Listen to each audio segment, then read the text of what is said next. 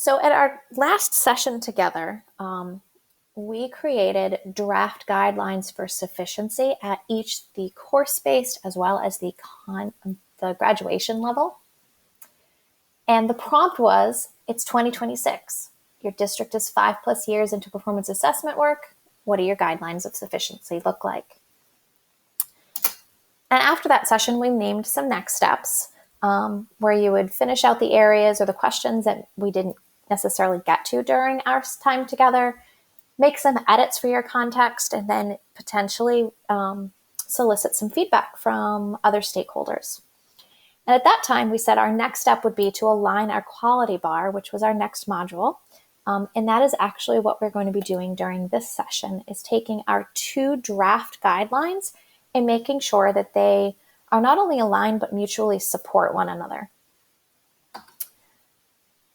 So tonight, what we're going to do is we are going to put our 2 sets of guidelines side by side and then ask what descriptors are common across all drafts of a particular level. So in particular, the course level, we have 3 different drafts that were sort of created during our last session. And if you've made edits to them, we can share those. If you have new ideas, you can feel free to add those in as well.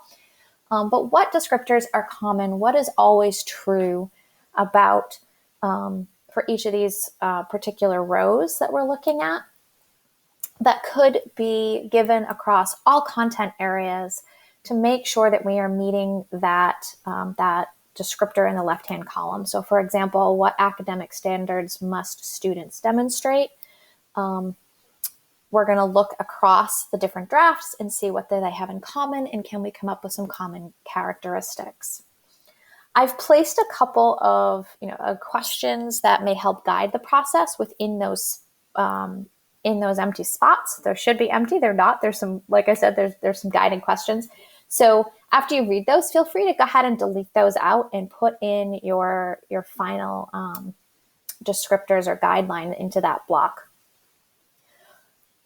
Another important step is going to look across the row and ask whether or not the 2 sets of guidelines are really at the same level. Do they expect the same level of quality, the same level of rigor, or the same level of depth?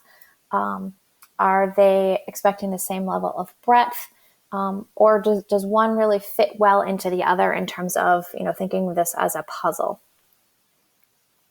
And then if there isn't alignment, what changes do we need to make sure that they do work well together?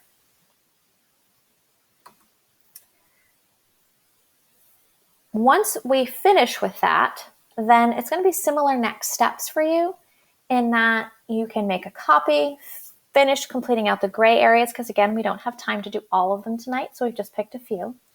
Customize for your content area and your context, so your location.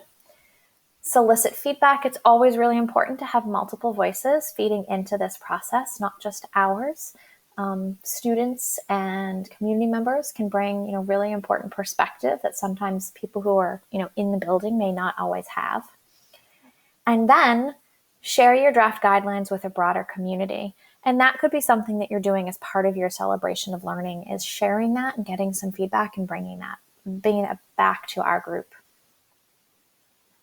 So to get started, what you're going to do is open up this document here, and everybody is going to have access to that same document. We all have editing privileges. And from there at the top of it, what you will see is that there are links to the draft guidelines from last time, and you can use those as a reference.